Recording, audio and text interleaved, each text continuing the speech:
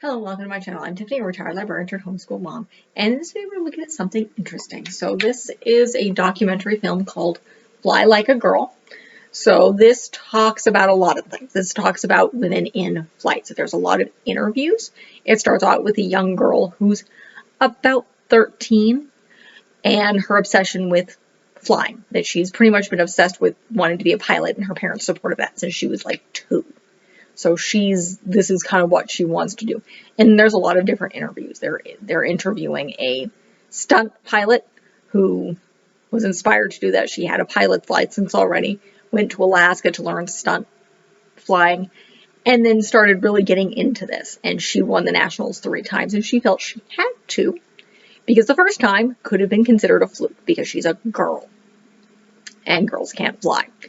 And they interview one of the first African-American women to fly military helicopters, as well as Tammy Duckworth, who I think she's a senator. She's I think Iraqi war vet. She was a pilot. She flew military helicopters. She got her legs blown off. So she's a double amputee. She's in Congress. She also had a baby in Congress. And yes, she was taking her newborn into work. But she talks about flying and being a woman flying in the military. And then you have a couple women a woman who was in NASA, someone who's currently working on the Mars project, and getting their pilot's license and what it's like. It also talks about, there's another woman who we've seen before, I believe, if not, who was one of the women who was in the WASPs. Now, I've talked about them before. There's one YouTube video. I review a YouTube video on YouTube, and a book specifically on the women, technically they're women Air Force auxiliary pilots.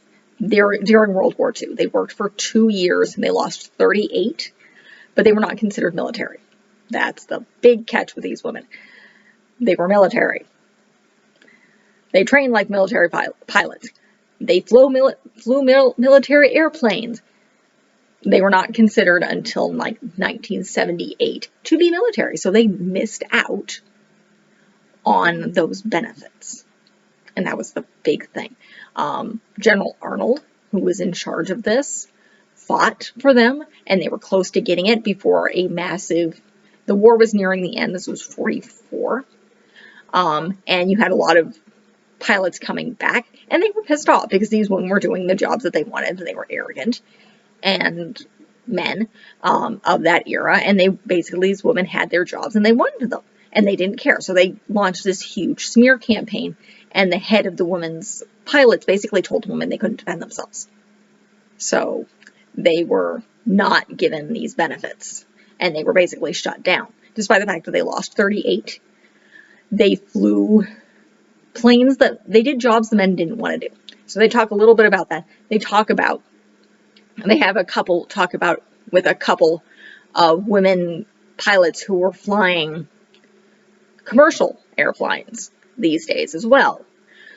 So they talk about this stigma and how they're told to stay out of the STEM program. I experienced that myself, where again, in the 90s, in the 80s, in the 90s, it's like girls didn't do the sciences. It's you do English, you do history, you do the social sciences, you don't do STEM, you don't do the math, you don't do physics, you don't do chemistry.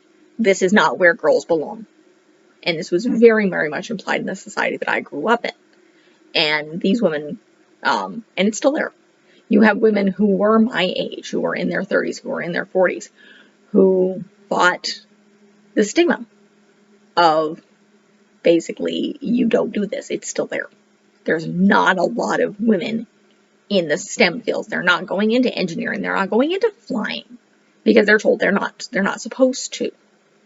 You deal with the boys club, which was still going on back in the 40s. And yet you had the WASPs, and I've talked about them before, and I'll probably continue to talk about them because they were screwed over. Sorry, my language. They were majorly screwed over. They lost their own people. They flew planes the men would not fly. They flew harder. They flew, though, that when the men were terrified of flying the bombers that eventually dropped the atomic bombs, what did they do? The guy trained 2 women to do it. And once the men started being intimidated, they were kicked off. And it's like, okay, now you're intimidating them, so go away. You basically, you're challenging their manliness. Which, if women flying big airplanes was challenging their manliness, they didn't really have much manliness to go to begin with. Again, this was the 40s. So these women didn't get their due until the 70s, until they couldn't use it anymore. Essentially, things like the GI Bill, and they didn't get veterans benefits. And yet, they periodically crash-landed airplanes. They flew all sorts of things. They flew damaged planes. They flew target planes. Occasionally, they were shot down. Because, of course, that's what happens when you have 18-year-olds who have no idea what the heck they're doing. And they're shooting at you. And they miss. So, again, men weren't doing this. They didn't want these jobs. So, that was a past, but they're still talking about it now. How the women are facing this stigma. The other interesting thing that they talk about near the end of this video is the idea that, particularly the stunt pilots, like, men are surprised when they see her. It's like, you're wearing earrings. You're wearing makeup. You expect them to be more tomboyish. You can't be girly and be in the STEM fields. And, which is kind of silly. It's like, you cannot be a girl and act like a girl and still be in science and engineering and doing these, basically, flying airplanes and flying military helicopters. The African-American woman who was talking has a kid. He has a 2-year-old daughter. As of that video came out in like 2019, so she's probably like 4 by now. But still, it's like, yeah, they're girls acting like girls, and they're still flying military aircraft. They're still shooting people down. They're still putting their lives at risk. It has only been recently that women have been allowed in combat, and I believe that it's the Air Force is the only one who's actually allowed them in combat in a flight role. So these women were flying big, fancy, highly expensive, extremely dangerous, and very powerful helicopters. They're still girls. Obviously, they have children. They're still girls. They're behaving like girls. And they're having children and having families, despite the fact that they can be as tough as the men. And one of the things that the stunt pilot says is, and they repeat this, the airplane doesn't know the difference. This isn't, particularly stunt pilots, like, this isn't sports where there's a strength difference.